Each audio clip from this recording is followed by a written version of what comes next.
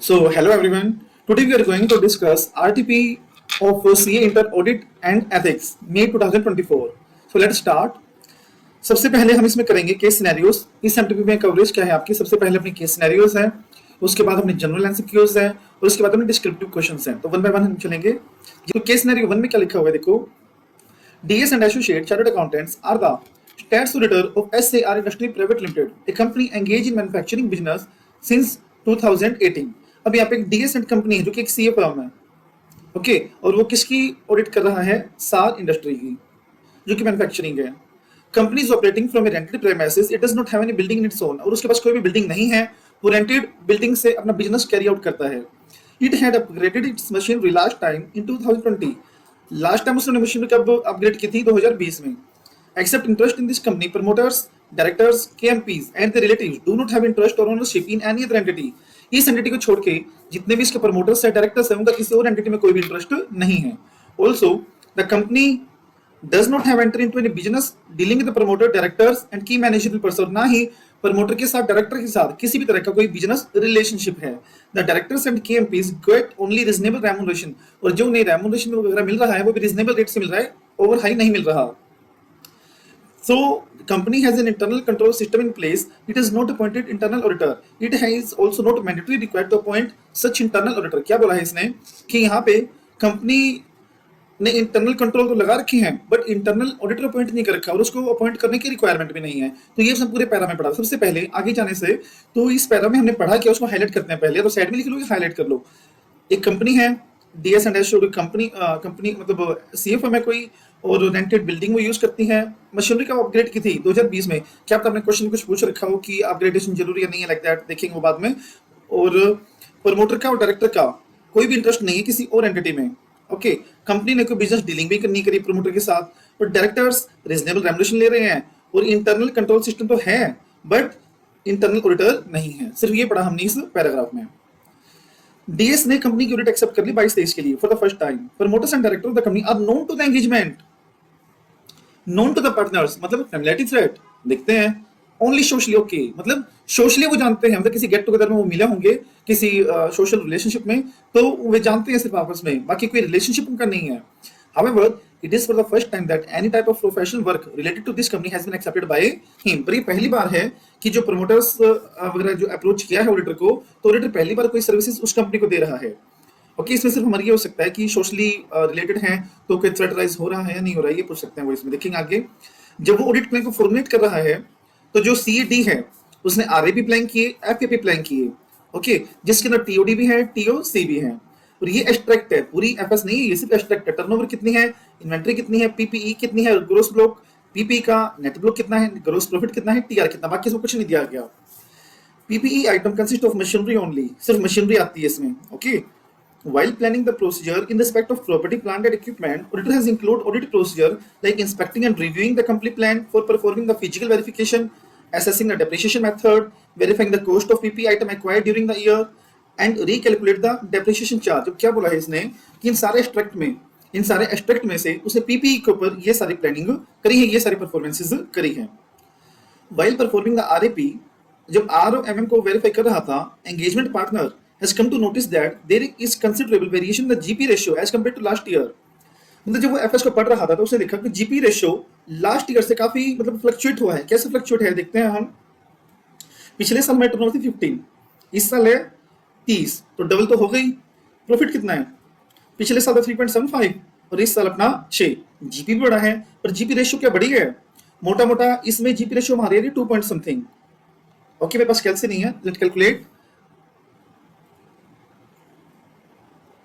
GP divided by 15 into 100, तो ये है 25%, और ये हमारी है दूसरी 6 डिवाइडेड बाय 30 इंटू 100, ये हमारी 20%। देखो वॉल्यूम में बेशक से इंक्रीज हो रहा है, बट GP रेशियो में कोई भी इंक्रीज नहीं। GP रेशियो इंक्रीज हो रही है, मतलब इवन दो सेलिंग की डबल हुई बट ग्रोस प्रॉफिट डबल नहीं हुआ। ग्रोस प्रॉफिट में रेशियो कम हुई है पिछले साल से।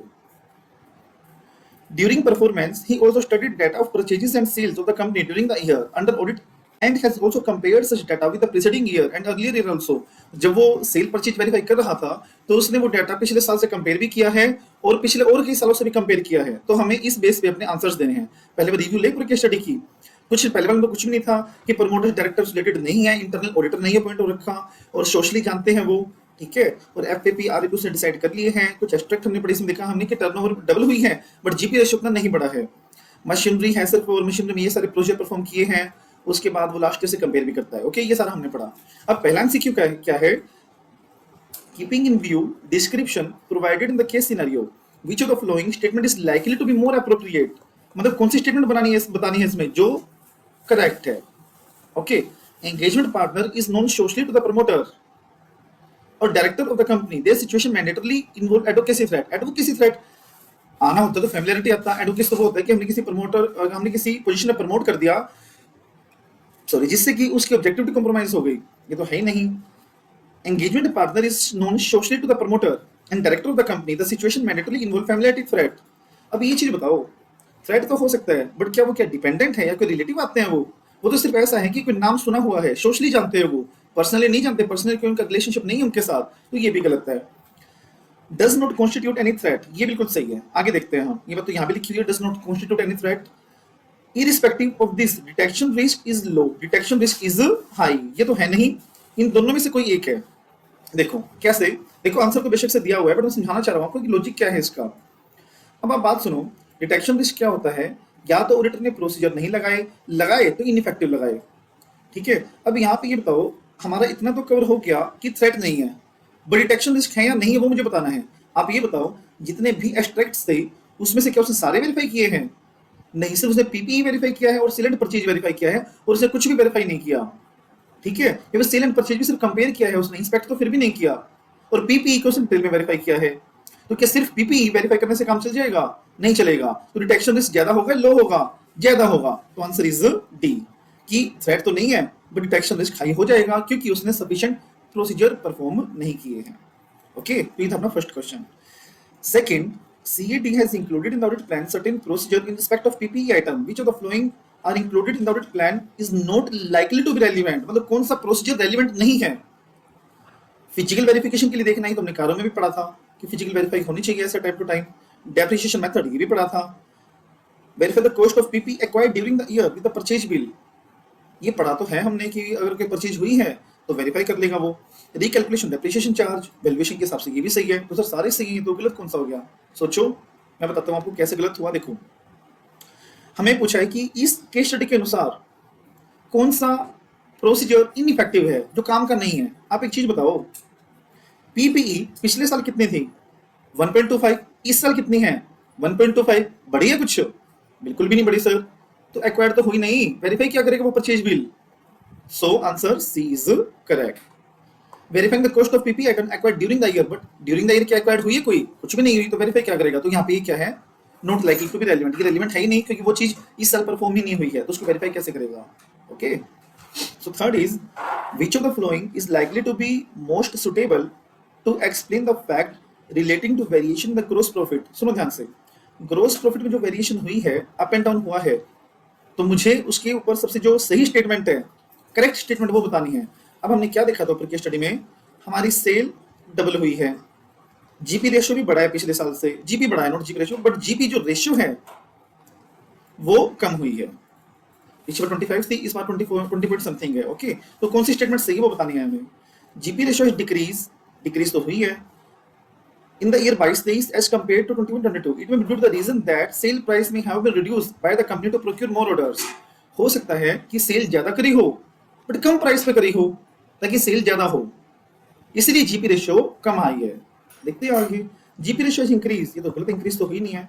GP ratio decrease due to reason that office staff salary engage in administrative function could have increase. बात सुनो, एक्सपेंसेस बढ़ गए, ऑफिस स्टाफ के एक्सपेंसेस हमारे बढ़ गए, उससे जीपी पे कोई असर आएगा, एनपी पे कोई असर आएगा? बताओ, इनडायरेक्ट एक्सपेंसेस है तो नेट प्रॉफिट पे असर आएगा, जीपी पे कैसे असर आएगा? ये तो वैसे ही गलत हो गया, ठीक है। GP has been decrease reason that not made allowance for obsolescence, provisions जितने भी बनते हैं वो पीएनएल में बनते हैं और नेट प्रॉफिट पे इफेक्ट डालते हैं ना कि जीपी पे, तो ये भी गलत है अपना। सो आंसर इज ए, ठीक है, कि जीपी हमारा डिक्रीज जरूर हुआ है, हो सकता है कि सेल ज्यादा करने के लिए हमने कुछ डिस्काउंट कर दिया हो जिसकी वजह से हमारा जीपी कम आ गया हो। Answer A is correct. Okay, देखना ध्यान से। CED has also studied purchase and sale data during the year and also compared such data with the preceding year। इस साल का डेटा उसने रीड आउट किया है और पिछले साल का भी पढ़ा है। It is an example of, बताओ एपी लग रहा है, ये हमने पता लगा लिया, कंपैरिजन है ना, तो एपी आएगा। चार मेथड थे, trend, ratio, reasonableness, structural modelling. Yes और नो? तो बताओ कौन सा सबसे सही है? सबसे सही है इसमें ट्रेंड एनालिसिस, क्योंकि हम इसमें कंपैरिजन करते थे with the prior periods. Answer B is correct. सबसे इंपॉर्टेंट दिमाग लगेगा आपका इसमें, देखना। Considering case scenario in totality, identifying each of the following combination standard is not proper for the likely relevance in performing and completing the above engagement। ये कुछ combinations of assess दिए गए हैं, इसमें से मुझे बताना है कि कौन सा कॉम्बिनेशन, कौन सा कॉम्बो करेक्ट नहीं है। SQC1 ये तो जब ऑडिट करेगा तो फॉलो करना ही पड़ेगा। 220 एंगेजमेंट पार्टनर की क्वालिटीज होती है तो होनी चाहिए। 501 अपना था इन्वेंट्री का, इन्वेंट्री की कुछ बात बोली गई है इसमें, बिल्कुल सर बोली गई है, ठीक है। इन्वेंट्री तो हमें वेरीफाई करना ही पड़ेगा, नो डाउट, ठीक है। ये रही इन्वेंट्री तो वेरीफाई हमें करनी पड़ेगी। उसके बाद 505 एक्सटर्नल कंफर्मेशन, ट्रेड रिसीवेबल भी है तो 505 भी लगेगा इसमें, ये तो सही है बिल्कुल, ठीक है, तो बिल्कुल ठीक है। 550 रिलेटेड पार्टी का दिखेगा, प्रमोटर डायरेक्टर थे ना, हालांकि उन्होंने बोला तो है कि हमने कोई ट्रांजेक्शन नहीं करी है, बट ऑडिटर फिर भी वेरीफाई करेगा। 510 ओपनिंग बैलेंसेस, बिल्कुल देखिए, क्योंकि ऐसा तो नहीं है ना पहली बार एंटिटी हो रही है, 20-21 में भी थी वो, 21-22 में भी थी, 22-23 में भी है। 220 क्वालिटी ये भी फॉलो करेगा। 610 इंटरनल ऑडिटर का, while using work of internal auditor, ये तो यहाँ पे इंटरनल ऑडिटर है नहीं है सर, तो 610 क्यों फॉलो होगा? फिर हो सकता है ये आंसर ना हो। 700 रिपोर्ट तो देगा वो, 510 ओपनिंग, 220 क्वालिटीज, 500 ऑडिट एविडेंस, तो सही कॉम्बो है बिल्कुल। 1 एंड 700 ये भी बेस्ट कॉम्बो है, आंसर इज बी, कि ये कॉम्बो बेस्ट नहीं है। ये तीनों तो फिर भी ठीक है, पर 610 ठीक नहीं है। क्यों? क्योंकि जो चीज एंटिटी के अंदर है ही नहीं वो ऐसे क्यों लगेगा? अब यहाँ पे ही कहा जा रहा है कि 610 वो लगाएगा, बट 610 जब लगता है जब इंटरनल ऑडिटर होता है, इंटरनल ऑडिटर ही नहीं है, तो 610 किस चीज का लगेगा? Answer is B. तो ये तो अपनी पहली केस स्टडीज, इसमें ज्यादा कुछ था नहीं मेरे हिसाब से। जो फोर्थ क्वेश्चन था वो सबसे ज्यादा इंपॉर्टेंट था इसमें, बट फोर्थ फिफ्थ क्वेश्चन जो थोड़ा सा दिमाग लगाने वाला था। ओके, देखो केस स्टडी अपीयर करना मुश्किल नहीं है, आसान है काफी, बट अप्रोच हमारी करेक्ट होनी चाहिए, ठीक है। मैंने कल भी एक वीडियो डाली थी जिसमें मैंने बताया था कि किस तरह से आपको केस स्टडी अपीयर करनी चाहिए। 2 मेथड होते हैं, तो आप यहाँ पे लिख लो सारा कुछ जो आप लिखना चाह रहे हो, या फिर उसको हाईलाइट कर लो अच्छे से, ताकि आपको पूरी केस स्टडी का रिफ्लेक्शन मिल जाए कि क्या कहना चाह रही है। ओके, एक और केस स्टडी अपनी काफी आसान है, पढ़ते हैं उसको। देखो, CAM Raja has accepted offer of appointment of auditor of an entity. Accept कर लिया उसने offer of appointment, very good, अच्छी बात है। As a business carried on, the entity is new to him, entity का पहली बार ऑडिट कर रहा है वो, ठीक है। अब अंडरस्टैंडिंग लेना चाह रहा है एंटिटी की और उसके एनवायरनमेंट की। इन दिस रिगार्ड उसने कुछ प्रोसीजर परफॉर्म किए ताकि वो एविडेंसेस ले पाए, ताकि डिजाइनिंग के बारे में पता लगा पाए, इंप्लीमेंटेशन के बारे में पता लगा पाए। He has performed various procedures like inquiry, inspection, observation, etc. उसने काफी सारे प्रोसीजर्स लगाए अंडरस्टैंडिंग करने के लिए। वो रीजनेबल एश्योरेंस लेना चाह रहा है अकाउंटिंग सिस्टम के लिए कि अकाउंटिंग सिस्टम हमारा एडिक्वेट है, एडिक्वेट नहीं है। ओके, और during the course of audit उसने ये चीज नोटिस की कि मैनेजमेंट ने BRS नहीं बनाई है, ओके, और ना ही कोई रिकंसिलिएशन स्टेटमेंट करी। The entity has a system of procuring its raw material supplies on the basis of valid purchase orders. However, purchase orders are not numbered in a sequence. Serial wise नहीं है purchase order। हमने पढ़ा क्या था कि serial wise हमारे purchase order होने चाहिए, ये भी गलत है। Wages sheet not verified by the responsible, और मान लो सैलरी शीट है तो सैलरी शीट ऑथराइज्ड पर्सन के द्वारा वेरीफाइड होनी चाहिए, बट वो वेरीफाइड नहीं है। स्टाफ कैश लाने ले जाने के लिए रिस्पॉन्सिबल है, बट उसका कोई भी इंश्योरेंस नहीं है। तो देखते हैं यहाँ पे क्या बोला गया, क्या पढ़ा केस स्टडी में हमने। पहली बार एक अपॉइंटमेंट हो रही है, अंडरस्टैंडिंग लेना चाह रहा है एंटिटी का और उसके एनवायरनमेंट की, तो उसके लिए उसने काफी सारे प्रोसीजर भी लगाए हैं। और उसने during the mean while of audit उसने क्या डिस्कवर किया है कि BRS नहीं बनाई हुई, परचेज ऑर्डर सीरियली नंबर नहीं है, wage sheet salary sheet sign नहीं है, और जो इंश्योरेंस करवा रखा था पहले वो रिन्यू नहीं हुआ। ओके, देखते हैं, चलो। The auditor has performed procedures to obtain the audit evidence about the design and implementation of control. Which of the following procedure is more reliable to obtain the audit evidences relating to application of control? Control की application के लिए कौन सा procedure सबसे ज्यादा reliable है? बताओ। देखो, हमें देखना है ये हमने पढ़ा भी था कि अगर हमें कंट्रोल वेरीफाई करना है तो सबसे बेस्ट उसके लिए रहता है ऑब्जर्वेशन, कि मैं देखूं उसको कि वो किस तरह से बना है, किस तरह से वो ऑपरेट हो रहा है। देखो हम कंटिन्यूसली पढ़ते हैं अपने चैप्टर नंबर 3 में risk assessment and internal control में कि अगर हमें इंटरनल कंट्रोल टेस्ट करना है तो टेस्ट हम क्या करते हैं उसका, ऑपरेटिंग इफेक्टिवनेस की वो इफेक्टिवली ऑपरेट हो रहा है या नहीं हो रहा है, और करेंगे कैसे हम वो ऑब्जर्वेशन से। तो best answer is observation of application of control. Second, examination of internal control is indispensable for M. Raja, it provide him necessary comfort relating to completeness of accounting information. However, review of internal control will not enable him to know. ये बताओ, देखो क्या बोला है इसने, जब वो internal control को इवेल्युएट करेगा तो उसको काफी सारी चीजें मिल जाएंगी कि अकाउंटिंग सिस्टम कंप्लीट है या नहीं है। However, review of control not been able to know, but review करने से क्या चीज, इवेल्युएट करने से क्या चीज उसको वेरीफाई नहीं होगी, क्या चीज होगी, क्या चीज नहीं होगी। याद है benefits of evaluating of internal control, special area का पता चल जाता है, ठीक है, एरर्स ऑफ फ्रॉड का पता चल जाता है, कौन से एरिया पे ज्यादा ध्यान देना है ये पता चल जाता है, एडमिनिस्ट्रेटिव कंट्रोल सही से फॉलो हो रहे हैं या नहीं हो रहे हैं वो पता चल जाता है, राइट। ये सारा हमने पढ़ा था कि मैनेजमेंट अपना काम ढंग से कर रही है नहीं कर रही है, सजेशन कहाँ पे देने हैं नहीं देने हैं, वो सारा हमें पता चल जाता है। तो यहाँ पे क्या है, वेदर एरर और फ्रॉड आर लाइकली टू ब्लोकेटेड, ये तो हमें पता चल जाता है कि कहाँ पे एरर है कहाँ पे फ्रॉड है, तो सही है फिर, बट हमें नोट वाला बताना है ना। Whether effective internal audit department is operating, ये भी सही है कि इंटरनल ऑडिटर है तो सही से काम कर रहा है या नहीं कर रहा है। Whether administrative control has bearing on its work, अगर कोई एडमिनिस्ट्रेटिव कंट्रोल था तो सही से काम कर रहा है या नहीं कर रहा है, तो ये भी हमने पढ़ा था। Whether is opinion need modification, क्या उसको ओपिनियन की नीड है या नहीं है, वो तो इवैल्यूएशन के बाद पता चलेगा ना, इसमें थोड़ी पता चलेगा, क्योंकि एडवांटेज थोड़ी है इंटरनल कंट्रोल की। Point number is C is correct. Okay, मतलब सिर्फ इवैल्यूएशन करने से मुझे ये नहीं पता चलता कि मुझे मॉडिफाई करना है या नहीं करना है, कोई एडवांटेज हमने पढ़ी नहीं थी, एडवांटेज हमने सिर्फ ये 3 पढ़ी थी। ओके, तो answer C is correct. As regard weakness identified by the auditor in control system, which of the following represent significant deficiency in the internal control? Deficiencies अभी तो ऊपर पड़ी कितनी सारी, यार उसने बीआरएस नहीं बनाई, ना ही कोई इंश्योरेंस करवाया, परचेज और सेल ऑर्डर सीक्वेंस वाइज नहीं है, ठीक है, ये सारा कुछ हमने पढ़ा था ना। देखते हैं कौन सा सही है इसमें। बीआरएस नहीं बनाई, ना ही वो वेज शीट वेरीफाई कर रहे हैं, ये भी ठीक है। बीआरएस नहीं बनाई, सीक्वेंस में नहीं है, ये भी ठीक है। बीआरएस नहीं बनाई, सीक्वेंस में भी नहीं है, वेजी शीट भी नहीं बनाई और इंश्योरेंस भी नहीं किया, ये भी ठीक है। Lack of insurance for cash in transit only, ये भी ठीक है, चारों ठीक है। सही आंसर कौन सा है, आंसर है सी। क्यों, क्योंकि पहला, दूसरा और फोर्थ ये तीनों इसमें इंक्लूड है ऑलरेडी, तो best answer is the C. Okay, next one is which of the following is most appropriate regard the auditor responsibility as per 265। 265 क्या है, communicating of significant deficiencies to the management, कि management को कितनी significant deficiencies और कौन कौन सी significant deficiencies मुझे मैनेजमेंट को बतानी है। पहला, to communicate significant deficiency internal control, बिल्कुल ठीक बात है सर, इंटरनल कंट्रोल में जो भी डेफिशिएंसी है वो मुझे बतानी पड़ेगी। Communicate deficiencies in internal control along with the explanation to the potential effect, deficiencies क्या है और इफेक्ट क्या है वो बताना पड़ेगा। डेफिशिएंसीज क्या है, इफेक्ट क्या है, and provide sufficient information to understand to the management and express opinion on the effectiveness of control. क्या हमने कभी पढ़ा था ये 265 में कि हम उसके ऊपर क्या ओपिनियन देना चाह रहे हैं वो भी हम कम्युनिकेट करेंगे? नहीं, उसमें 265 में हमने ये नहीं पढ़ा था, हमने 705 में हमने ये पढ़ा था बात कि ओपिनियन मॉडिफाई करने से पहले हमें बताना पड़ेगा, बट यहाँ पे हमको 705 के अकॉर्डिंग नहीं बताना, हमने बताना 265 के अकॉर्डिंग। और 265 में सिर्फ डेफिशिएंसीज हम बताते हैं, क्या ओपिनियन में एक्सप्रेस करना चाह रहा हूँ वो मैं ये नहीं बताता हूँ। To communicate deficiencies in internal control along with the explanation of the potential effect and to provide sufficient information to the understand, ये आंसर बिल्कुल सही है कि मुझे इतनी इन्फॉर्मेशन देनी है कि सामने वाले को पता चल जाए कि क्या डेफिशिएंसीज और उनको सही से अंडरस्टैंड कर ले। तो ये थी अपनी केस स्टडी 2।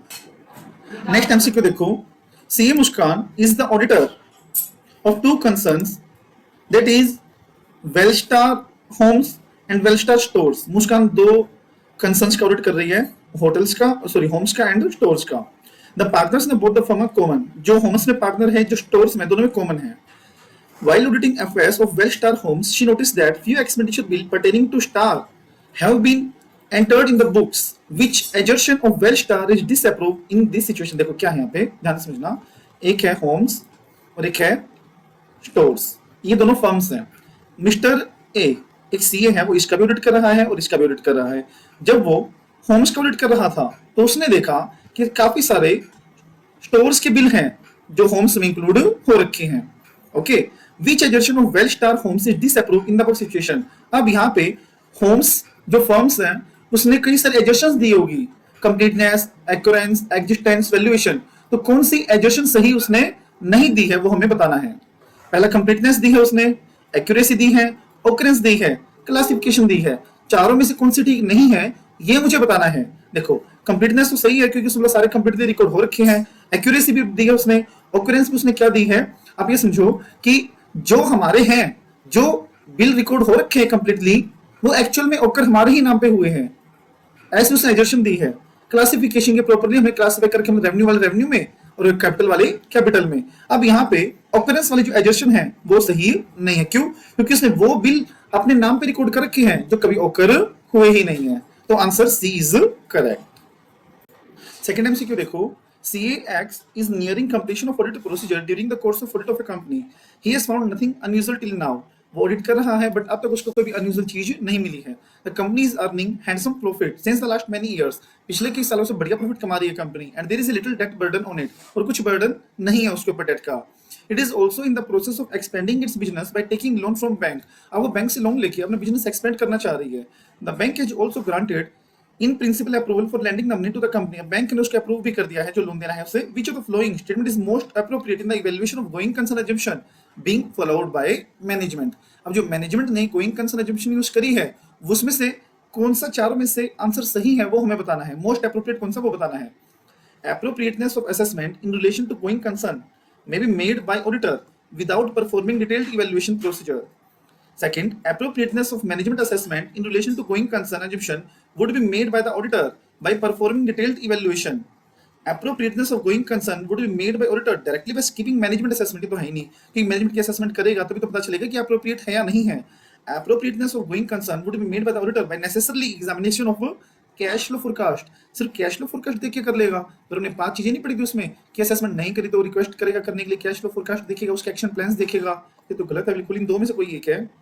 देखो appropriateness in relation to going concern may be made by the auditor without performing detailed evaluation and second with performing detailed evaluation। देखो हमने ये पढ़ा था वहां पे जब हम 570 हम पढ़ रहे थे कि जो भी हम गोइंग कंसर्न का इवैल्यूएशन कर रहे हैं तो वहां पे हम डिटेल्ड इवैल्यूएशन नहीं करते हैं। वहां पे सिर्फ हम कैश फ्लो फोरकास्ट देखते हैं, रिलायबिलिटी देखते हैं, जो अजम्पशन उसके अंदर यूज हुई है वो देखते हैं सिर्फ। तो गोइंग कंसर्न अप्रोच फॉलो करने के लिए हमें डिटेल्ड इवैल्यूएशन करने की जरूरत बिल्कुल भी नहीं है। तो अगर हम विदाउट डिटेल्ड भी फॉलो करेंगे तो भी गोइंग कंसर्न की एप्रोप्रिएटनेस मुझे फॉलो कर जाएगी, फिर मुझे पता चल जाएगी कि गोइंग कंसर्न सही से फॉलो हो रहा है या नहीं हो रहा है। तो answer is a. CA Piyush offered appointment as an auditor of a branch of a bank. He has also taken housing loan of 75 lakh from the same bank. अब जिस बैंक की ऑडिट करने जा रहा है उस बैंक से 75 लाख का लोन लिया हुआ है उसने। कौन सा threat? Advocacy? No. Self interest? देखते हैं। Self review?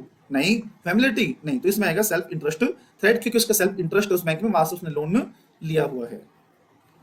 A chartered accountant finds during the course of audit of a company that management is not serious about finding of internal audit report. अब management internal auditors की report से कोई seriousness show नहीं कर रही है। No action has been taken on finding. सुनो ध्यान से, इंटरनल ऑडिटर ने काफी सारे काम किए, काफी सारे डेफिशिएंसीज निकाली, काफी सारे सजेशंस दिए, बट मैनेजमेंट उसमें से कुछ भी नहीं कर रही है। He has further found that management has not disclosed the information relating to transaction with other company. However he is additionally, मतलब seriously कह सकते हो आप इसे, gathered that it is a related party by going through annual report of the past years and searching online database on MC portal। अब एक बात सुनो, यहाँ पे मैनेजमेंट ने कोई भी एक्शन नहीं लिया है, बट ऑडिटर ने कई और सोर्स देख के, ठीक है, और एनुअल रिपोर्ट्स पढ़ के, ऑनलाइन सर्च करके ये पता लगाया है कि उसने काफी सारी रिलेटेड पार्टीज ट्रांजैक्शन करी है। तो describe most situation appropriately denotes. कौन सी सबसे एप्रोप्रिएट सिचुएशन है वो मुझे यहाँ पे बतानी है। ऑब्जेक्टिविटी फॉलो कर रहा है वो, प्रोफेशनल नॉलेज, इंडिपेंडेंस या प्रोफेशनल स्केप्टिसिज्म। मतलब यहाँ पे जो ऑडिटर है वो क्वेश्चनिंग माइंड है, क्रिटिकल असेसमेंट है और अलर्ट है, क्योंकि उसने कई और जगह से भी एविडेंसेस ऑब्टेन करने की कोशिश करी है।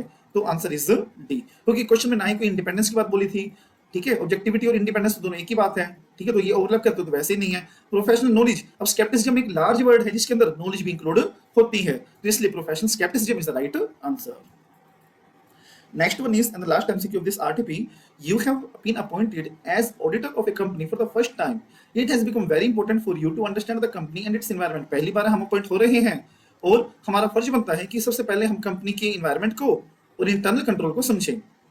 Which of the following activity are not expected to be included in your understanding? अब इन चारों में से मुझे ये बताना है कि कौन सी एक्टिविटी मेरे स्कोप में नहीं आती है। मुझे यहाँ पे ये नहीं बताना कि कौन से स्कोप में आती है, मुझे ये बताना है कि कौन से स्कोप में नहीं आती है। Gaining a knowledge about the debt structure, ये तो थी अंडरस्टैंडिंग में। इवैल्यूएशन वेदर अकाउंटिंग पॉलिसीज भी थी। अंडरस्टैंडिंग बिजनेस रिस्क, ये भी था। रिस्क असेसमेंट करते हैं हम उसमें, ऑब्जेक्टिव्स क्या है, स्ट्रेटजीज क्या है, वो सब देखते हैं हम उसमें। Gathering evidence for valuation of trade receivable, understanding के टाइम पे ट्रेड रिसीवेबल की वैल्यूएशन की कोई बात नहीं आती है, तो आंसर इज डी। ये हमारे स्कोप में इनिशियली नहीं आता है, ये फर्दर ऑडिट प्रोसीजर में आता है और बात यहाँ पे हो रही है रैप की, तो आंसर डी इज करेक्ट। तो ये थे हमारे टोटल एमसीक्यूज। अब हम चलेंगे अपने डिस्क्रिप्टिव पार्ट पे कि डिस्क्रिप्टिव पार्ट क्या करेंगे। क्वेश्चंस आपके यहाँ पे और आंसर भी साथ में दिए हुए हैं इस पीडीएफ में आपके। ओके, ये पीडीएफ आप टेलीग्राम से डाउनलोड कर सकते हो क्योंकि मैंने इसमें अरेंज किया हुआ है। आरटीपी में क्या है, पहले क्वेश्चंस दिए हुए हैं सारे और फिर पीछे आंसर दिए हुए हैं, तो ये थोड़ा सा टाइम कंज्यूमिंग सा लगता है। तो इट्स बेटर कि क्वेश्चन भी साथ में हो, उसका आंसर भी साथ में हो, तो ये टाइम सेविंग होता है काफी और पढ़ने में भी थोड़ा सा ईजी लगता है। क्वेश्चन फर्स्ट भी ध्यान दो क्या है। M Motors Limited is a leading automobile manufacturer. The company is pioneering India's electric vehicle transition and enjoy considerable advantage in one of the fast-growing automotive market. इसमें कुछ भी नहीं कहा गया, तो सिर्फ ये कह रहा है कि कंपनी एक ऑटोमोबाइल इंडस्ट्री है और वो फास्टेस्ट ग्रोइंग ऑटोमोटिव मार्केट में फ्लोट कर रही है। एक CA firm GR and associate जो स्टैट्स ऑडिटर अपॉइंट हुई है, J and K newly appointed audit assistant है, अभी भी नए अपॉइंट हुए हैं वो सीए फर्म में, and are part of the engagement team, और वो दोनों भी एंगेजमेंट टीम का पार्ट है, ऑडिट करने के लिए चले गए हैं। However they are confuse about what such an audit tend to achieve, but वो कंफ्यूज हैं कि ऑडिट के अंदर क्या इंक्लूड होगा। वो क्या सोचते हैं कि ऑडिट एक गारंटी है। क्या दोनों बात सही है? पहला, उनको यही नहीं पता कि करना क्या है। दूसरा, वो क्या सोचते हैं कि गारंटी प्रोवाइड कर रही है। दोनों चीजें गलत है ये। Do you agree with the perception of both the assistant, जो ये परसेप्शन लिया, परसेप्शन या फिर जो सोच है उनकी है कि गारंटी प्रोवाइड करती है, क्या ये सही है, सही नहीं है? In this regard outline the objective of the independent auditor, तो मुझे बताना है कि इंडिपेंडेंट ऑडिटर के ऑब्जेक्टिव क्या है एज पर 200। तो ये एक्सप्लेन कैसे करोगे आप इसमें? सबसे पहले आप एक्सप्लेन करोगे ऑब्जेक्टिव ऑफ ऑडिटर की। ऑब्जेक्टिव ऑफ ऑडिटर क्या है कि एविडेंसेस ऑब्टेन करना, एविडेंसेस ऑब्टेन करके एक रीजनेबल एश्योरेंस प्रोवाइड करना। रीजनेबल एश्योरेंस कौन सी होनी चाहिए? हाई लेवल एश्योरेंस होनी चाहिए, और कभी भी वो एब्सोल्यूट एश्योरेंस नहीं होती है। आफ्टर एग्जामिनेशन वो कोई भी गारंटी प्रोवाइड नहीं करती है, और एट लास्ट उसको एक ओपिनियन फॉर्म करना पड़ेगा। तो ऑब्जेक्टिव यहाँ पे क्या दिए गए हैं? रीजनेबल एश्योरेंस लेना और एक ओपिनियन एक्सप्रेस करना और एक रिपोर्ट इशू करना। तो यहाँ पे हमने क्लियरली क्या पॉइंट पढ़ा, ऑडिटर का ऑब्जेक्टिव सिर्फ क्या होता है? रीजनेबल एश्योरेंस लेना, और रीजनेबल एश्योरेंस कभी भी हमारी एब्सोल्यूट एश्योरेंस नहीं होती, ना ही वो कोई गारंटी होती, क्योंकि एफएस में काफी सारी इनहेरेंट लिमिटेशंस होती हैं जिसकी वजह से हम कभी भी एब्सोल्यूट एश्योरेंस नहीं ले सकते। ओके, इसने क्या बोला गया, देखो मिसस्टेटमेंट्स हमारे फ्रॉड से भी हो सकती है, एरर से भी हो सकती हैं, जो कि एफएस को काफी तरीके से मिसस्टेटेड कर सकती हैं, इसलिए ऑडिटर को रीजनेबल एश्योरेंस लेनी चाहिए। तो ओपिनियन क्या कहा मेरा कि जो परसेप्शन है वो दोनों का ठीक नहीं है। ऑडिटर कभी भी गारंटी प्रोवाइड नहीं करता है किसी को भी, वो सिर्फ और सिर्फ रीजनेबल एश्योरेंस लेके एक रीजनेबल ओपिनियन प्रोवाइड करता है। तो आपको इतना बड़ा नहीं लिखना, आपको सिर्फ 3 ओपिनियन लिखने एज पर एस 200 की रेलेवेंस डाल के, और लास्ट में एक कंक्लूजन डालना है। That's the answer. ओके, तो ये अपना क्वेश्चन नंबर 1। क्वेश्चन 2 क्या है, देखो। As says apply in the audit of historical financial information, whereas standards on review engagement apply in the review of historical financial information. Explain in detail giving the example. इसमें आपको क्या करना है, direct question है ये कि SS क्या होते हैं अपने और एसआरईस क्या होते हैं, वो दोनों बारी बारी से आपको एक्सप्लेन करने हैं और आपको डिटेल में बताना है कि एस एज में क्या फॉलो करते हैं, एस आर ई में हम क्या फॉलो करते हैं। जैसे एस ए ऑडिट के लिए अप्लाई होता है और एस आर इज हम रिव्यू के लिए प्रोवाइड करते हैं। सबसे पहला ये बोला गया है इसने, और फिर ऑडिट और रिव्यू में डिफरेंस दिया हुआ है, क्या डिफरेंस होता है उसमें। और एस एज हम फॉलो करते हैं कि हमें रीजनेबल एश्योरेंस मिल जाए और हम एक ओपिनियन फॉर्म करते हैं, बट रिव्यू के लिए हम कोई ओपिनियन फॉर्म नहीं करते हैं। तो आप इसको फ्रेम कर सकते हो इस तरह से। फिर अपना है चैप्टर नंबर 2 से क्वेश्चन आ रहा है, preliminary engagement activity include certain activities to be performed by an auditor while planning the auditor. Discuss such activities briefly. How performing such activity assist the auditor. बात सुनो, यहाँ पे बच्चा कंफ्यूज कहाँ होएगा कि बोला हुआ है असिस्ट द ऑडिटर। हमने एक क्वेश्चन ऐसा पढ़ा था कि how the strategy assist the auditor, how when what, ये सारी चीज हमने पढ़ी थी, यस और नो। बट यहाँ पे स्ट्रेटेजी की बात नहीं हो रही, यहाँ पे क्या बात हो रही है, प्रीलिमिनरी एंगेजमेंट एक्टिविटीज की, कि जब वो प्रीलिम प्लानिंग के 2 एलिमेंट्स थे। पहला एलिमेंट क्या था, प्लानिंग, सॉरी प्रीलिमिनरी, और दूसरा प्लानिंग। प्रीलिमिनरी में क्या चीज आती है वो इसने यहाँ पे पूछी हुई है कि जो प्रीलिमिनरी करेगा तो क्या क्या चीज वो इंक्लूड करेगा, वही कि हमें कंटिन्यू करना है या नहीं करना है, या फिर एक्सेप्ट करना है या नहीं करना है। क्या अपॉइंटमेंट के बाद हमारी एथिकल रिक्वायरमेंट कंप्लाइंट रहेंगी या नहीं रहेंगी, और टर्म्स को अंडरस्टैंड करेगा और एक एंगेजमेंट लेटर साइन करवाएगा। तो प्रीलिमिनरी में वो ये सारी चीजें देखिएगा। आफ्टर दैट डायरेक्ट क्वेश्चन है ये भी, और एक जजमेंटल क्वेश्चन है जो कि आप अपनी तरफ से बना सकते हो। Assistant of K assign the responsibility of drafting the audit program. मैंने अपने आर्टिकल को एक रिस्पॉन्सिबिलिटी दी कि आपको एक ऑडिट प्रोग्राम डेवलप करना है for the verification of purchase. तो मुझे एक स्पेसिमेन बनाना है या फिर ड्राफ्ट बनाना है कि कैसे मैं परचेज को वेरीफाई कर सकता हूं। सैंपल बताया है यहाँ पे, जैसे पहले name of concern, financial year किसने बनाया है, रिव्यू किसने किया है, अप्रूव किसने किया है। ओके, अब यहाँ पे देखना है मुझे कि परचेज इनवॉइसेस देख लिए हैं नहीं देख लिए हैं। उन इनवॉइसेस को मुझे अकाउंट्स में वेरीफाई करना है, उन्हीं इनवॉइस को मुझे जीएसटी पोर्टल पे देखना है, और जो परचेज हुई है क्या वो स्टॉक में ऐड हो गई है नहीं हो गई है वो भी मुझे चेक करना है। तो एक स्पेसिमेन आप अपनी तरफ से भी कोई 5 या 6 पॉइंट बना के इसमें लिख सकते हैं। ओके, उसके बाद हमारे चैप्टर 3 का क्वेश्चन नंबर 5 देखो क्या है, काफी आसान सा क्वेश्चन है ये। Satranga Foods Private Limited is engage in the manufacturing of pickles. The auditor of a company have planned audit procedure in respect of recognition of revenue. Despite that, there is a possibility that misstatement in revenue recognition not identified by the planned audit procedure identify and explain the particular risk in the detail। देखो कितनी सही बात बोली गई यहाँ पे। एक सतरंगा food private limited की ऑडिट वो कर रहा था, लेट्स से मिस्टर एक्स है, वो सतरंगा की ऑडिट कर रहा है। अब वो रेवेन्यू रिकॉग्निशन को वेरीफाई करने लगा और उसने काफी सारे एन नंबर ऑफ प्रोसीजर लगाए, बट फिर भी वो कोई मिस स्टेटमेंट फाइंड आउट नहीं कर पाया, तो इनइफेक्टिव प्रोसीजर्स हुए।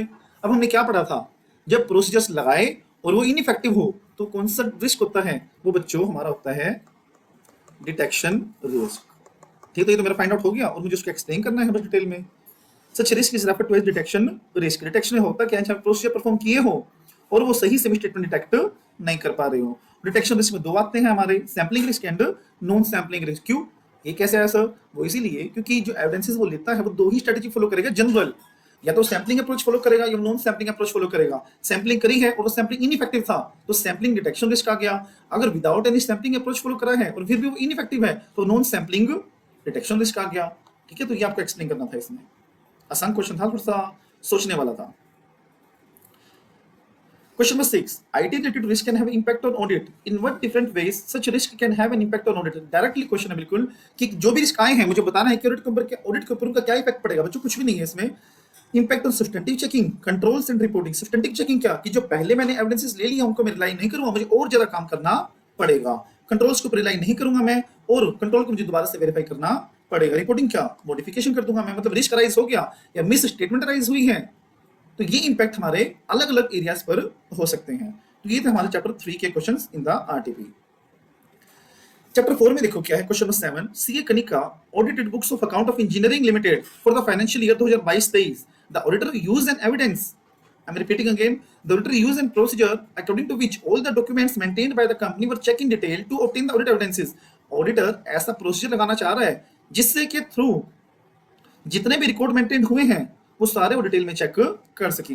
Explain the audit procedure used by the auditor, comment on the liability of the audit evidence obtained by performing such audit procedure in some situations. ये important question है जो कि 80% judgement के ऊपर है और 20% फैक्चुअल बेस पे है। फैक्चुअल बेस पे क्या है, जो इसमें प्रोसीजर एक ऑडिटर ने लगाया है मुझे वो वेरीफाई करना है। दूसरा उसके हमें सिचुएशंस बतानी अपने समझ के, वो हो गया 80%। हमें अलग अलग सिचुएशन में अलग अलग एग्जांपल्स में उस प्रोसीजर को फ्रेम करके बताना है। देखो यहाँ पे क्या था, कई सारे प्रोसीजर लगाए और एफएस में जितनी भी आइटम्स थी उनको से डिटेल में चेक किया। इसको बोलते हैं इंस्पेक्शन, कि जहां पे हम डॉक्यूमेंट्स को रिकॉर्ड्स को एग्जामिन करते हैं। सेम लाइन लिखी हुई है वहां पे एसएम में, जहां पे रिकॉर्ड्स और डॉक्यूमेंट्स को मैं डीपली एग्जामिन करता हूं उसको बोलते हैं इंस्पेक्शन। तो प्रोसीजर का नाम हो गया इंस्पेक्शन। ओके, और उसके सिचुएशन हमें बताने अलग अलग तरीकों से कि किस किस तरह से इंस्पेक्शन से हम रिलायबल एविडेंसेस ले सकते हैं।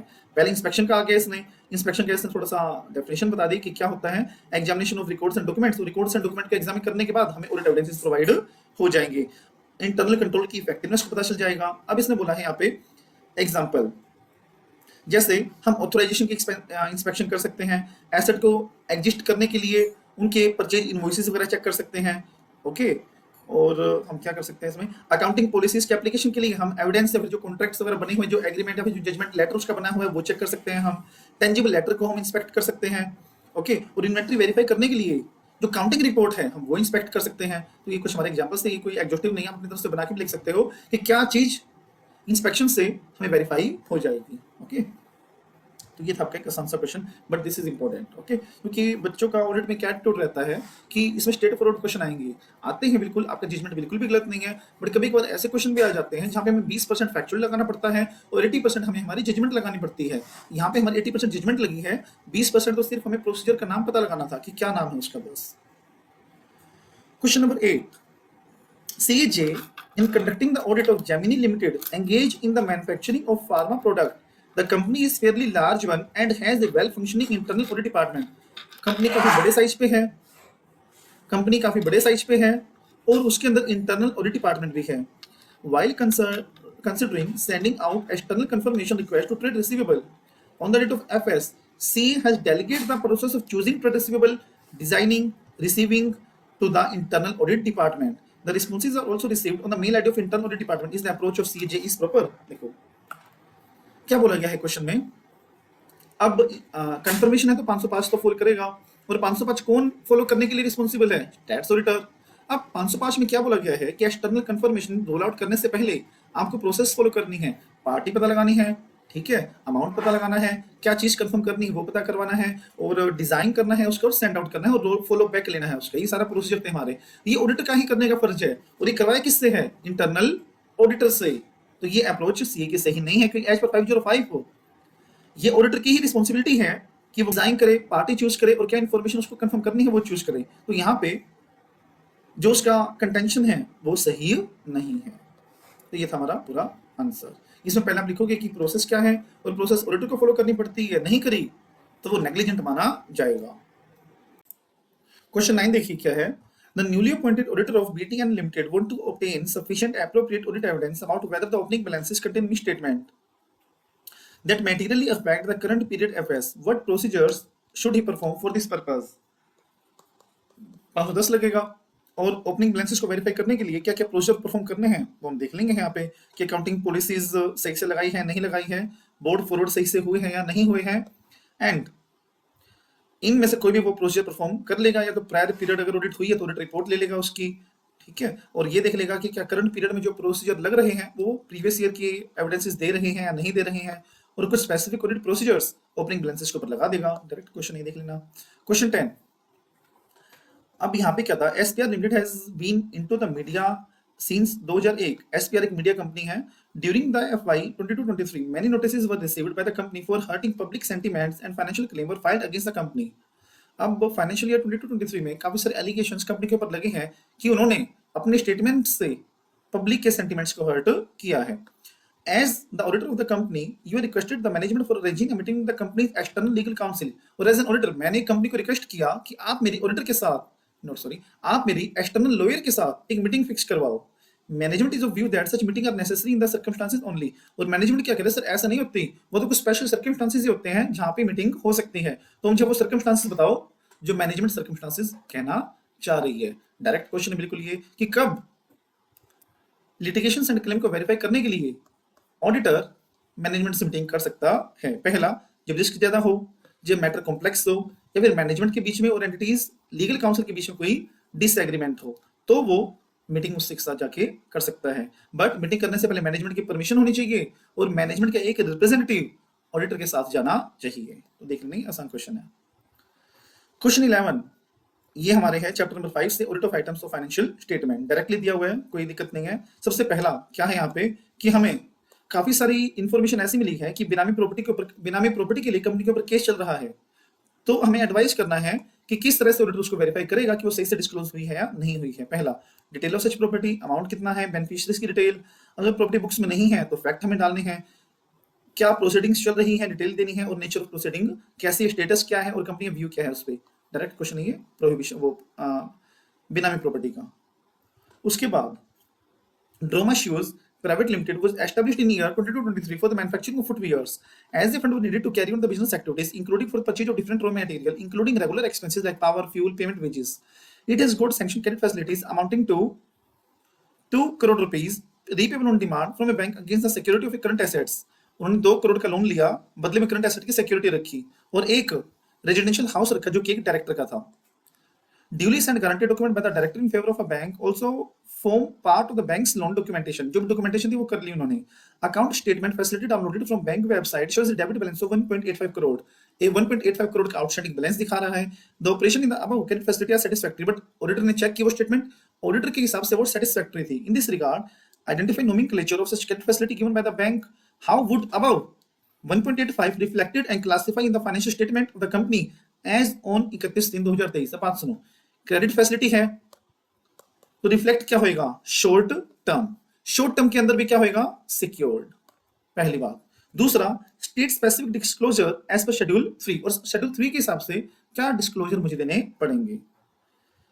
देखो नोमेनक्लेचर क्या देखना है मुझे, सबसे पहला, the type of credit facility referred in the above situation given by the bank to make the working capital requirement are known as cash credit facilities. Okay, और ये जनरली शॉर्ट टर्म बोरोइंग्स होती हैं, current liabilities के अंदर आती हैं, और सब क्लासिफाइड कैसे होंगी, ये सिक्योर्ड। और उनको शेड्यूल 3 के हिसाब से किस तरह से डिस्क्लोज करना है, कितना लोन। अच्छा देखो, इसमें ये था कि शेड्यूल 3 के हिसाब से लोन शॉर्ट टर्म बोरोइंग में हमें ये डिस्क्लोज करना था कि सिक्योरिटी के बेसिस पे है तो नेचर ऑफ सिक्योरिटी क्या है, अगर जो लोन लिया है वो गारंटीड बाय डायरेक्टर है तो वो हमें यहां डिस्क्लोज करना पड़ेगा।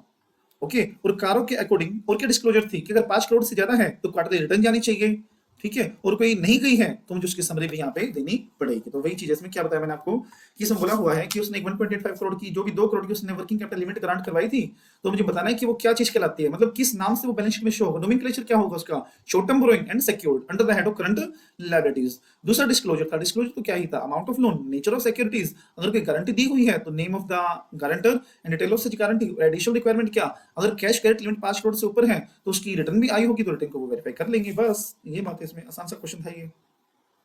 उसके बाद जब ऑडिटर, क्वेश्चन 13 पढ़ रहे हैं हम अभी, ध्यान देना, हम कुछ नोट्स टू अकाउंट के एक्सट्रैक्ट को वेरीफाई कर रहे थे, ठीक है। Discuss whether disclosure given in the following manner meet the requirement of schedule 3, ignore other ratios. कुछ रेशियोज दी गई है नीचे, उनके अकॉर्डिंग मुझे बताना है कि जिस तरह से रेशियो रिफ्लेक्ट हुई है वो सही है या सही नहीं है। बात सुनो, रेशियोज के लिए हमने पढ़ा क्या था कि रेशियोज हमें डिस्क्लोज करनी है, करंट ईयर की भी और प्रायर पीरियड की भी। दूसरा क्या, हमें रेशियोज हमने निकाली कैसे हैं, उसके न्यूमरेटर क्या है और डेनोमिनेटर क्या था वो भी हमें लिखना पड़ेगा। और अगर 25% से ज्यादा चेंज हुआ हो पिछली बार से तो उसका रीजन भी मुझे देना पड़ेगा। याद है नहीं है, ऐसा था नहीं है तो पढ़ना उस चीज को ध्यान से। तो यहां पे सिर्फ और सिर्फ रेशियोज का नाम डाला हुआ है, ना ही न्यूमरेटर और डिनोमिनेटर है, और ना ही जैसे इन चारों में से कोई भी पिछली बार से 25% चेंज हुई है, 25% से ज्यादा चेंज हुई है तो उसके रीजन देना, यहाँ पे रीजन दिया हुआ है। तो देखते हैं क्या आंसर है।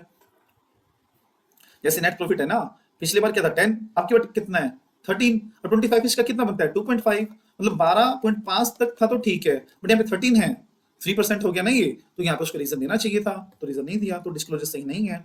देखो शेड्यूल 3 क्या बोलता है कि अगर हम रेशियोज निकाल रहे हैं तो हमें उसके बराबर न्यूमरेटर और डिनोमिनेटर भी लिखना चाहिए था, और एक्सप्लेनेशन भी देनी है अगर पिछले साल से रेशियो में 25% से ज्यादा कोई चेंज आया है तो यहाँ पे ऐसा कोई भी एक्सप्लेन नहीं किया तो डिस्क्लोजर हमारा सही नहीं है।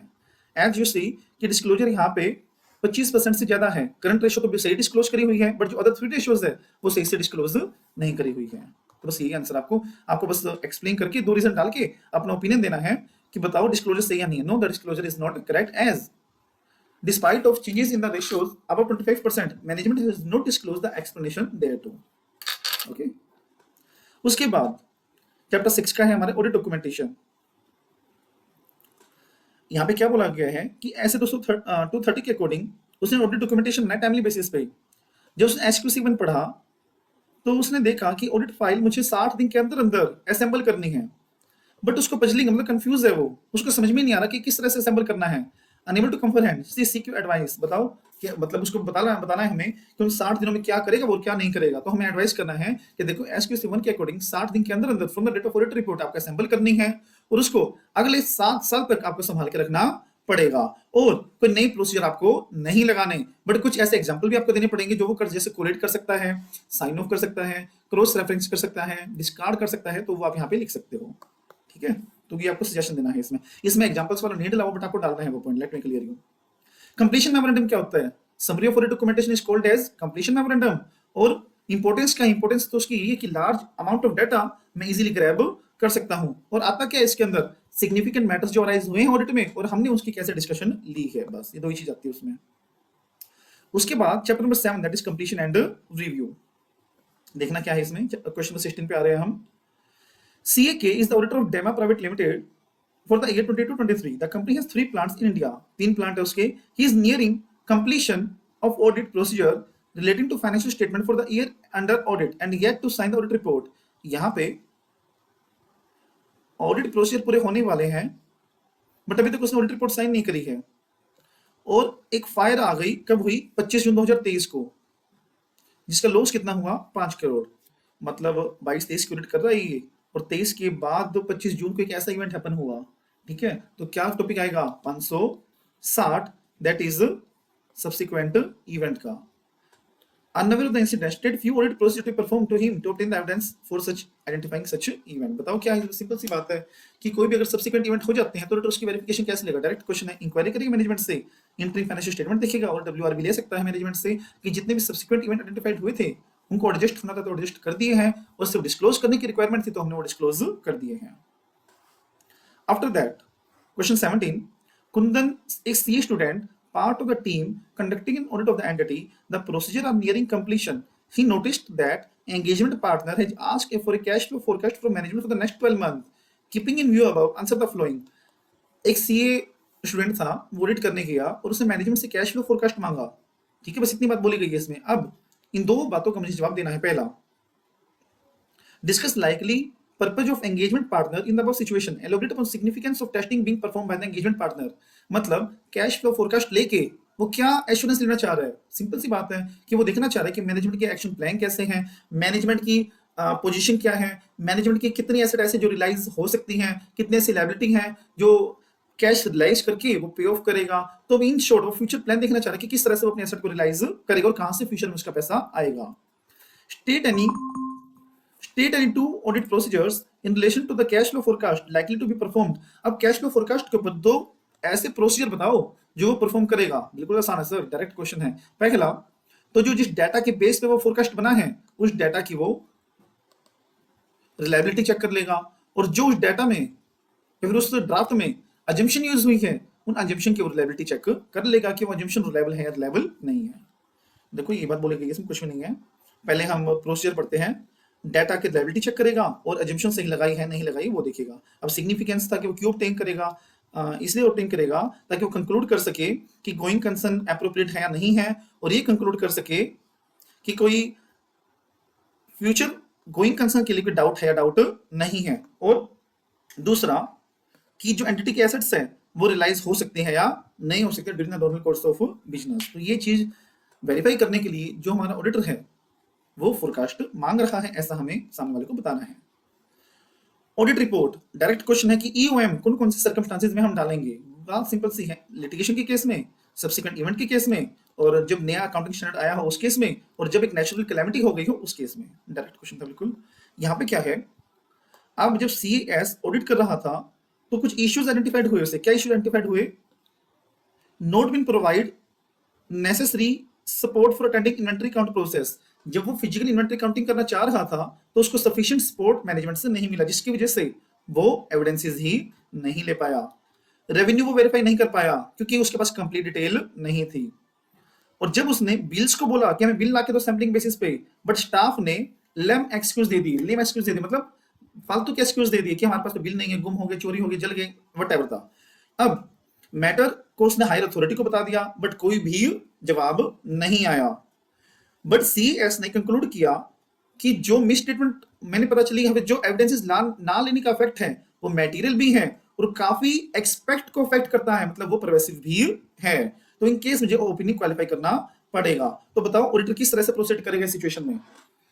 देखो ये तो हमें पता चल गया कि उसको सफिशिएंट एविडेंसेस नहीं मिले, तो ओपिनियन कौन सा फॉर्म करेगा? Either qualified either disclaimer. Sir इसने क्वेश्चन बता दिया है कि मटेरियल भी है और परवेसिव भी है, तो वो क्वालिफाइड तो सर देगा नहीं, तो देगा कौन सा? Disclaimer of opinion. But opinion देने से पहले वो क्या कंसीडर करेगा? पहला, मैनेजमेंट के साथ कम्युनिकेट करेगा और फिर देखेगा कि विड्रॉ मैं कर सकता हूं या नहीं कर सकता हूं। अगर विड्रॉ पॉसिबल नहीं है तो डिस्क्लेमर ऑफ ओपिनियन दे देगा, विड्रॉ पॉसिबल तो विड्रॉ कर लेगा और उस पर रिपोर्टिंग रिक्वायरमेंट अपनी देख लेगा कि किसको उसको कम्युनिकेट करना है विड्रॉ के बाद।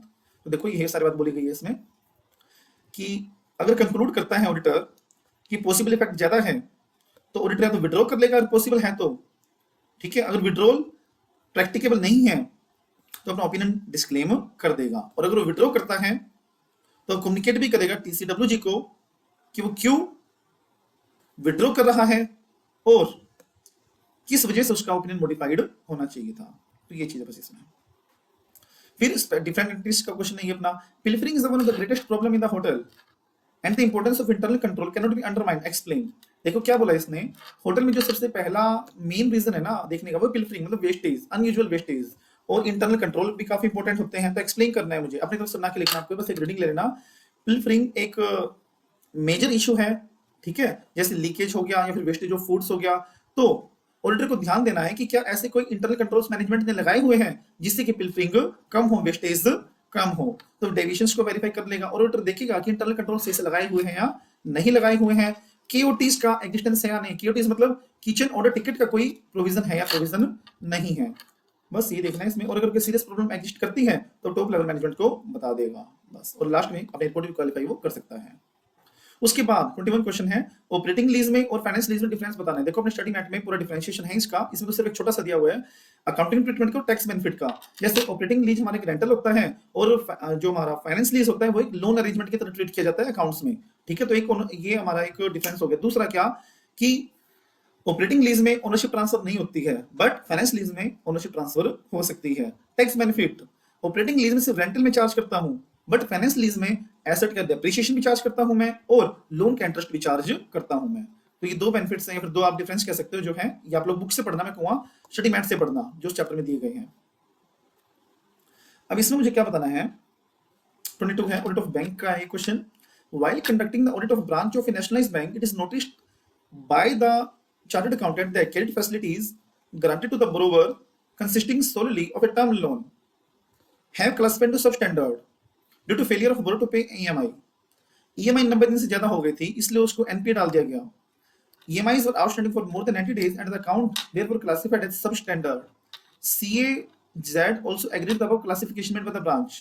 अब जो ब्रांच उन्होंने मतलब जो ब्रांच ने किया हुआ है कि 90 दिन से ओवरड्यू हो गई इसलिए उन्हें सबस्टैंडर्ड में डाल दिया, तो सी भी उससे एग्री करती है कि मेरे अनुसार तो क्या है, 90 दिन से ओवरड्यू हो जाता है तो सबसे पहले वो बनता है एनपीए। एनपीए में एक साल तक वो रहता है स्टैंडर्ड, उसके बाद क्या बनता है वो सब स्टैंडर्ड। देखते हैं क्या कह रहा है ये। As per RBI norm stipulate that if advance account become NPA at the close of any year the entire interest accrued, wait a minute,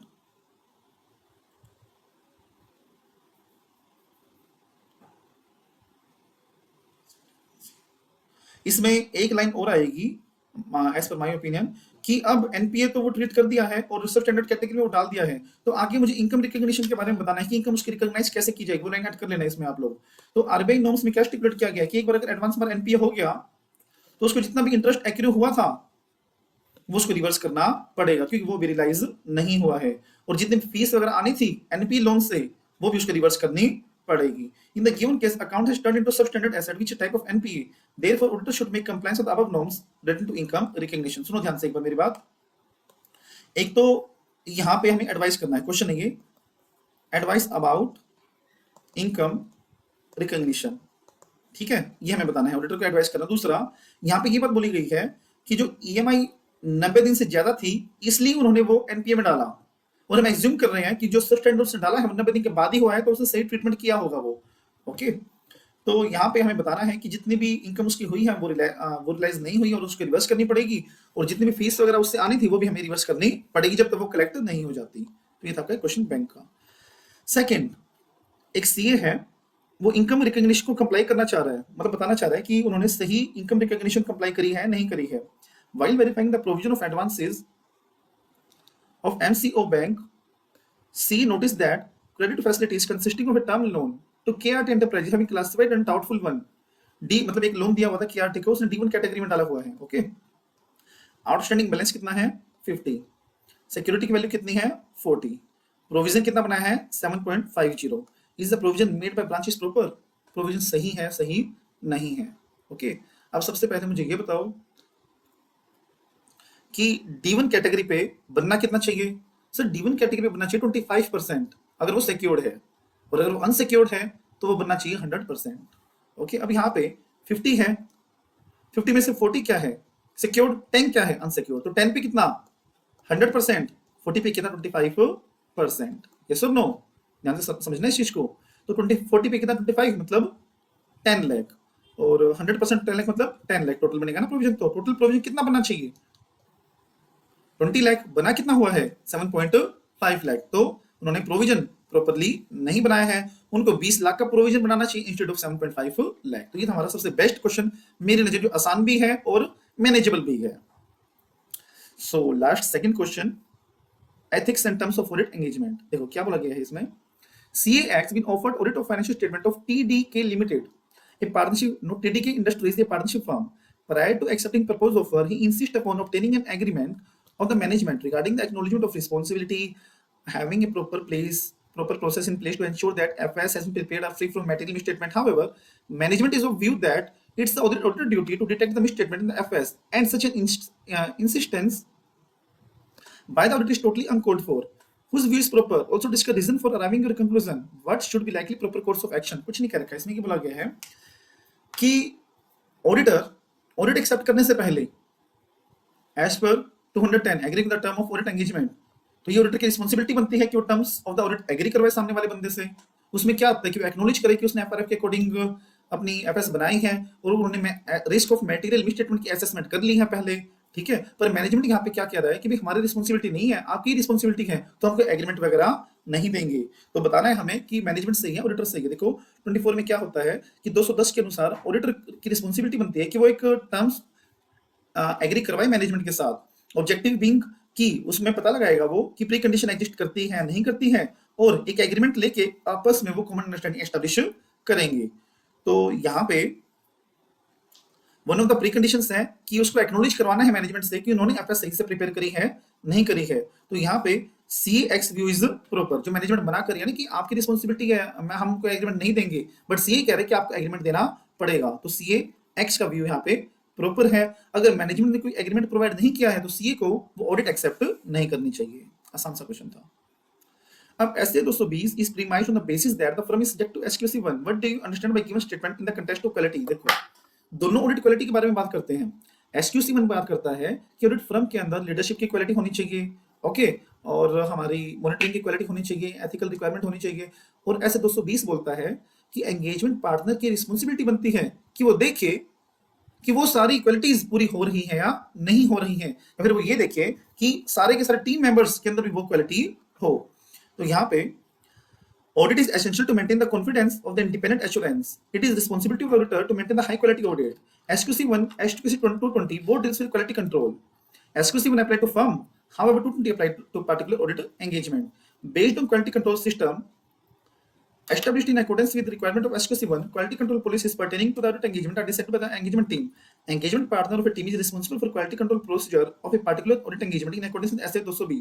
SA 220 is premised on the basis that firm is subject to SQC1 within the context of firm system. कुछ नहीं, हमें सिर्फ explain करना है यहाँ पे कि SQC1 बताता है कि ऑडिट के अंदर क्या क्या क्वालिटीज होनी चाहिए, और एंगेजमेंट पार्टनर एज पर 220 के अकॉर्डिंग देखेगा कि जो हम ऑडिट कर रहे हैं उसके अंदर हमारी वो सारी क्वालिटीज प्रेजेंट थी या नहीं थी। उसने एक्सप्लेन किया होगा, एक बार रीडिंग ले लेना। ओके, तो ये था हमारा आरटीपी।